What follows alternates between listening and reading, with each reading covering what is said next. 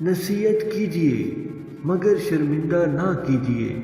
مقصد دستک دینا ہوتا ہے، دروازہ توڑنا نہیں۔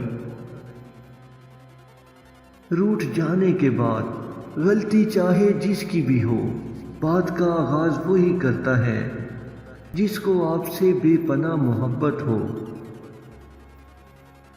شام زندگی کی ہو یا پھر دکھوں کی، آخر ڈھل ہی جاتی ہے۔ اللہ پاک اپنے بندوں سے بہت محبت کرتا ہے، وہ رحمت کرے گا، بس اس سے جڑے رہنا۔ عنقریب سب دیکھ لیں گے آپ کس قدر قیمتی اور انمول تھے۔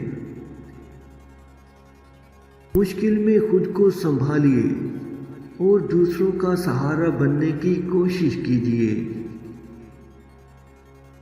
پیسہ حیثیت بدل سکتا ہے لیکن انسان کی اوقات نہیں۔